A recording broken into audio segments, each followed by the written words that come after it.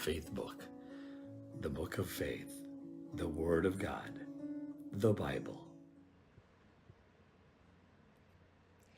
Mga kapatirang inaabot ng FBK Night. Tuloy na ang Pasko. Palayo na ang bagyong Wilma sa ating bansa. Kahit anuman ang mangyari o mangyayari pa, tuloy pa rin ng Pasko. Kaya po, ngayong December 9, 2025, 16 days to go before Pasko. Magbatian tayo ng isang maligayang Pasko wherever you are in the world. Sana malugod si Jesus sa ating pagdiriwang ng kanyang first Advent. Pero tonight, mula sa Hebrews 12:4-6 ang tatalakayin natin sa pinamagatan kong makakasama ka ba sa cloud of many witnesses. Ang sinundang talata ng Hebrews 12:4-6 ay syempre chapter 11 hanggang chapter 12, 1-3. At ang talatang ito ay nagbanggit ng makapal na bilang ng mga saksi. That's in Hebrews 11. Na dinidiinan ang matinding paghihirap, pagtitiis at katatagan ni Jesus upang ihanda ang entablado para sa pagharap ng mga mananampalataya sa mga persecution.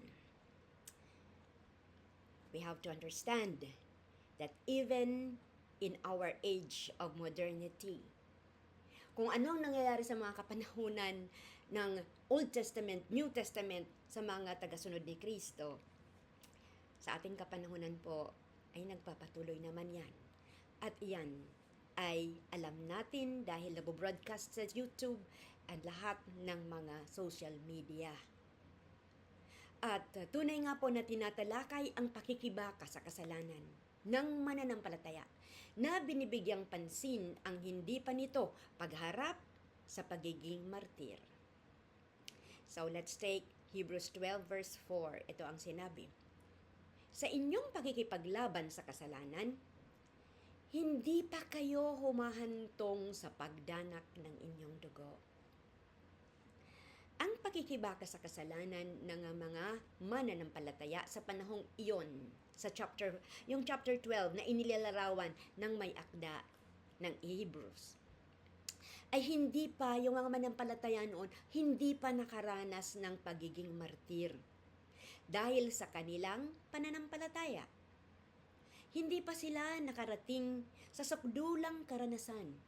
Hindi pa nasubukan ang pananampalataya kagaya ng mga naunang nabanggit sa chapter 11, na kung saan doon po nakalista lahat ng mga heroes of faith na kung paano sila dumanas ng mga pasakit, paghihirap at mga digmaan na kung saan napagtagumpayan nila.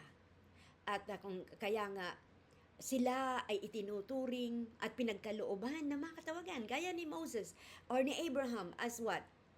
The friend of God. At bawat isa sa kanila ay being rewarded with different titles at yun ay pagpaparangal. Paalala lamang ito sa atin na tunghayan, unawain at sundin bilang halimbawa ang natapos na pagdurusa ni Kristo. Remember, this is already the time. Tapos na po ang crucifixion, tapos na po ang ang resurrection, at ito tapos na rin po ang ascension ni Jesus to His Heavenly Father. Kung kaya, sabi dito, pwede ba nating sundan bilang halimbawa ang mga dinanas ni Kristo? O tatakbuhan natin? Ano kaya ang tamang nating tahakin dito? Kung kinaya ng mga banal sa chapter 11 hanggang dulo, ang ilan sa kanila ay nag-alay ng buhay para sa pananampalataya. Kaya ba nating sundan ang mga yapak ng mga martir? Paano mo maisasabuhay sa pangkasalukuyan na pakikibaka sa kasalanan, ang verse 4. Anong sinabi doon? Hindi pagdanak ng dugo. No martyrdom yet. Wala pang martyrdom. So, na para bang pinapahiwatig na mangyayari yan. Darating yan. Nilalabanan mo ba ang kasalanan? Pero ayaw mong pahirapan ang pagbabago? What does it mean? Galatians 2:20. Ako'y ipinakong kasama ni Kristo. At hindi na ako ang nabubuhay, kundi si Kristo ang nabubuhay sa akin. At ang buhay na ikinabubuhay ko ngayon sa laman ay ikinabubuhay ko sa pamamagitan ng pananampalataya sa anak ng Diyos na sa akin ay nagmahal at nagbigay ng kanyang sarili dahil sa akin. Now, kung nilalabanan mo ang kasalanan pero ayaw mong magbago, ano ang gusto na mong ipahayag? Diba? Dapat tayo ay katulad ni Pablo na ipinako na rin kasama ni Kristo. That's martyrdom. Ibig sabihin, ang ating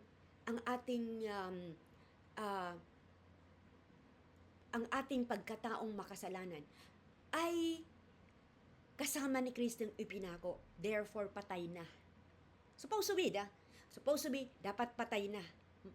Namatay na dapat yan. At kung nabubuhay itong laman na ito, nabubuhay tayo dahil sa pamamagitan ni Kristo Jesus. That should be the case. Dapat yun. So the question is, nagsastruggle ka ba sa sin? As Christian, nagsastruggle ka ba sa sin? Pero ayaw mong pakawalan o ayaw mong magbago. That's a question for each of us to answer. Verse 5. At nakalimutan ba ninyo ang pangaral na sinasabi niya sa inyo bilang ang mga anak? Anak ko, huwag mong ipagwalang bahala ang disiplina ng Panginoon. Huwag kang manlupaypay kung ikaw ay sinasaway niya. Ginamit na paghalintulad dito ang relasyon ng tatay at anak upang ganyakin o i-encourage ang mga mananampalataya.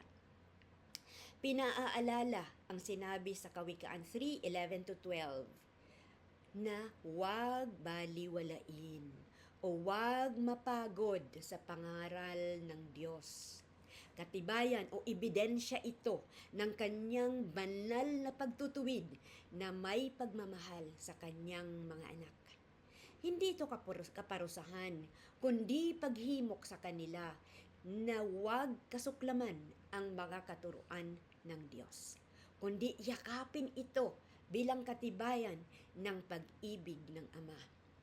Pag-aaruga tungo sa paglagong espiritual at kabanalan, gaya ng pagdidisiplina sa mahal na anak ng matalinong ama upang akayin siya towards maturity. Marahil nakalimutan ng mga mananampalataya ang tungkol sa disiplina ng Diyos. Maaaring nagulat sila sa pagharap sa mga consequences ng kasalanan. Siguro tinuruan sila na garantisado ang buhay na malusog, garantisado ang sagana sa kayamanan, garantisado ang kasayahan, basta manampalataya ka lamang sa Diyos. Wala pong basihan yan sa salita ng Diyos. Wala pang ganyang katuruan. Kaya nga po, bilang mga mangangaral, obligado ako na alamin, nagturo ba ako ng ganyan? Niligaw ko ba ang mga tao para lamang mapabilis na, para sa masabi ko lang na nag-share ako ng gospel, tumanggap siya sa Panginoon kasi hinainan ko sila ng mga masasarap na mga pagkain gaya ng buhay na malusog, katawang malusog, sagana sa kayamanan, at kung gayon, kung malusog ka, hindi ka magkakasakit. Kung mayaman ka, hindi mauubos yung pera, o kaya kung hindi ka man mayaman, bibigyan ka na ng kayamanan, o kaya palagi ka nilang masaya. Oh, wretched man that I am, sabi nga ni Paul. Kawawa ko naman kung ginawa ko yan. Lord, patawarin mo ako. Patawarin mo ang mga mangangaral. Kung hindi kami naging maingat, napakalaki po ang konsekwensya at pagkalito ng mga taong nakikinig at sumusunod sa inyo. Okay, so siguro, lalo na sa modernong kapanahunan natin ngayon, maraming mananampalataya ang nakalimot o dinidedma ang totoo sa bagay na ito. Marahil pumupunta ng church para lamang sa pag-ibig, para lamang sa message of love, mercy o kahabagan, grace o biyaya o kaya forgiveness, kapatawaran mula sa Diyos. At hindi natin gustong pakinggan ang ang pagdidisiplina ng Diyos. Ayaw nating pakinggan ang paghuhubog ng Diyos na kung ano ang dinanas ni Jesus ay maaari din naman nating danasin kasi ang dami-dami ng mga Kristiyanong naging martir noon pa man hanggang ngayon. Sa pinakaumpisa ng katuruan sa disiplina dito sa Hebrews 12, nagpaalala na ang may akda na ang motivation o ang dahilan ng disiplina ay pag-ibig. Magkakambal po ang pag-ibig at disiplina. Nagpapahayag ito ng malalim na pag-ibig ng Diyos. Hindi tayo pwedeng magdisiplina sa isang tao, kahit anak natin, na hindi pa natin naipapahayag, hindi natin naipadama, hindi natin naiparana sa kanya ang tunay na pag-ibig.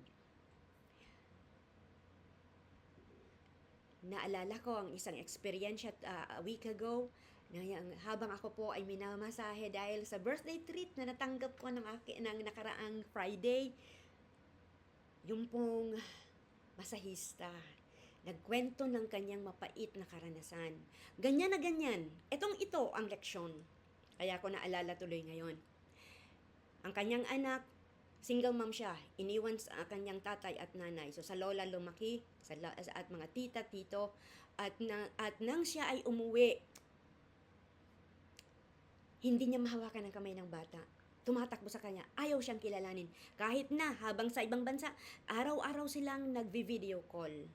Pero pagdating niya dito, ayaw siyang kilalanin. Ayaw siyang tabihan sa pagtulog. Ramdam na ramdam ko yung sakit na kanyang nararamdam, na kanyang sinasabi, yung mga hurts niya. Pero sabi ko sa kanya, yan, bago tayo alam mo na, kung gusto mong sumbatan, kung gusto mong sabihin na bakit ganyan ka sa akin, at ganito ang grabe ng paghirap ko sa'yo, mga ganyan-ganyan. Hindi tayo pwedeng maganyan. Hanggat hindi niya nadama ang pag-ibig mula sa atin, wala tayong karapatan. Kailangan natin mag-lay down ng pundasyon ng pag-ibig sa taong yan, kahit pa yan ay anak natin sa laman. So, yun po talaga ang katotohanan. Love and discipline. Mapagkakambal sila. So, anong word of encouragement mula po sa verse 5 ang maaari nating nakakalimutan tungkol sa disiplina ng Diyos? Paano mo ba hinaharap ang kahirapan? Kinasusuklaman mo ba ito? O nawawalan ka ng lakas na harapin ito? Sana po hindi. Sana po ang ating desisyon ay pagpapakumbaba, pagpapahinuhod, at pagpapahubog sa disiplina at pagtuturo ng Diyos. Verse 6.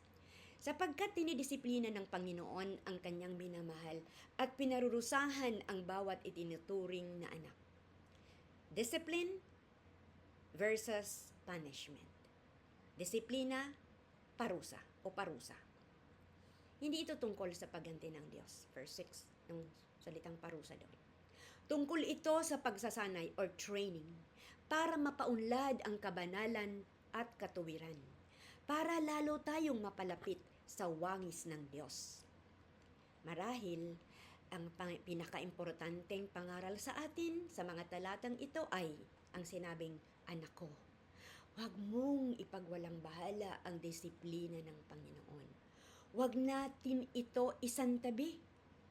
Binabalaan tayo ng Proverbs na ang mangmang ay hindi nakikinig sa pangangaral o tumatanggap ng pagsasaway, habang pinakaiingatan sa puso ng matalino ang pagtutuwid mula sa Panginoon. At magbabagong buhay siya. Magbabago siya ng pag-uugali dahil siya ay matalino. Which do you prefer? Mangmang o matalino? Gayon din, binabalaan tayo na huwag manlupaypay, kung humaharap tayo sa mga pagtutuwid at pagsasaway, huwag tayong panghinaan. Huwag tayong tumiklop agad. Huwag tayong sumuko agad. Hindi tayo magugulat kung humaharap tayo sa pagdidisiplina. Kung ang ating kaisipan ay nakahanda, ang ating puso ay nakahanda dahil nagpatuwid tayo sa Panginoon. Imbis naman lupaypay, dahil sinabi mo, di ko kaya, ang hirap, wala na, ayoko na. Yan. So, imbis naman lupaypay, tumayo tayo ng tuwid, magpasakop tayo sa disiplina. Sa dulo nito, tayo ay magiging bagong nilalang, nakawangis ni Kristo. O kaya, malapit na maging kawangis ni Kristo. Palapit ng palapit. O di ba? Ano ang pananaw mo sa mga pagsusubok sa buhay na hinaharap mo ngayon? Gaya ng sakit, kahirapan, tukso? Bilang disiplina ng mapagmahal na ama o bilang hindi makatarungang pagparusa? Di ba kuminsan, bakit ako kailangan ganito? Ito yung halimbawa sa nating kapatiran na diagnosed with cancer. Hindi siya handa, syempre. Grabe, naghimagsik ang puso.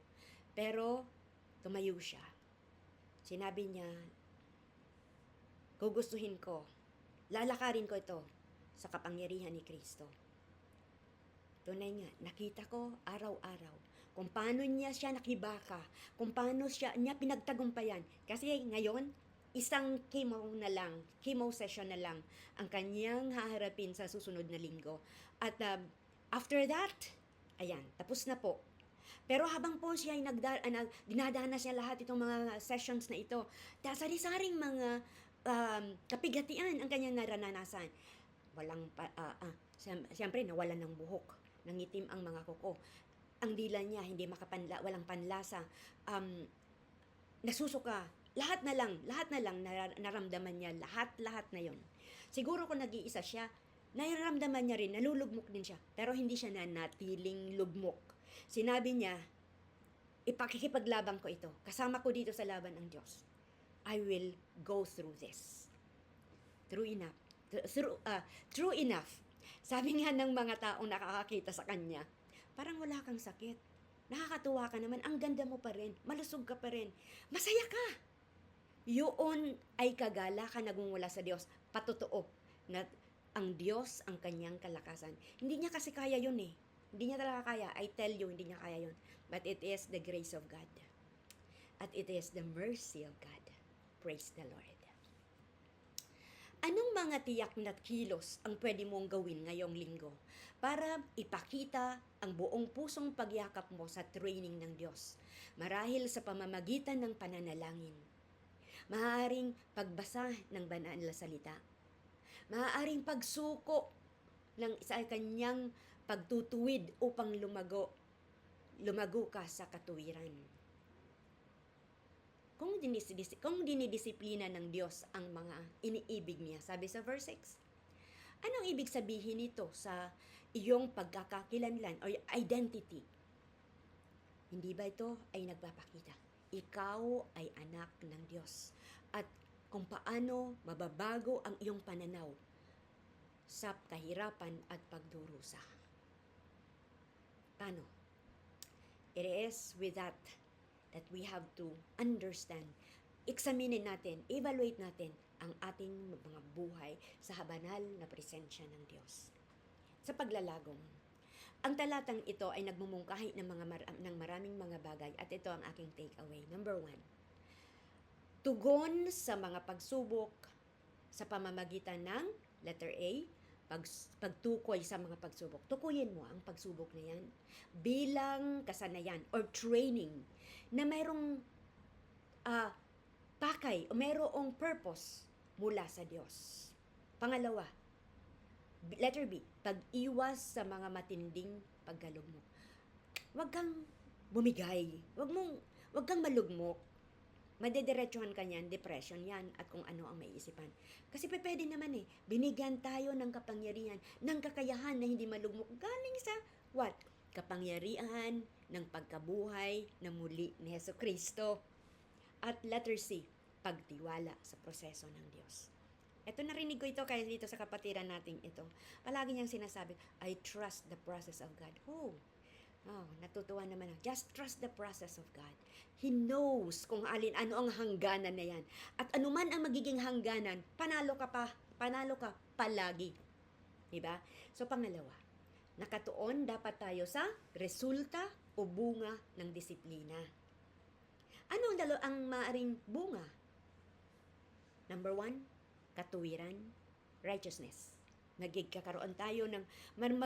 marunong tayong pumili kung ano ang matuwid. Pangalawa, kapayapaan or peace. And magkakaroon tayo ng bagong forma o magkakaroon ng reframing ng pagdurusa. Kasi lahat naman talaga dito sa mundo may pagdurusa, pero paano ba natin yan tinitingnan? So magkakaroon tayo ng bagong pananaw bilang paraan upang tumibay ang ating espiritu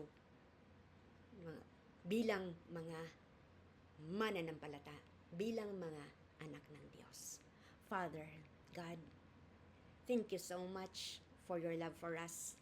Thank you, Lord God, na ang twin ng pag-ibig mo sa amin ay disiplina. Thank you, O God, that you have called us for this purpose. Salamat, Panginoon, ng lahat ng pagdurusa at anumang kapigatian dito sa mundo, palagi kang may layunin. Salamat, Lord, dahil hindi kailangan kaming malugmok. Salamat, Ama, dahil makakapagtiwala kami sa proseso mo sa aming mga buhay. Salamat sa katuwiran na gusto mong makita sa amin. Salamat sa kapayapaan na nilalagay mo sa aming mga puso.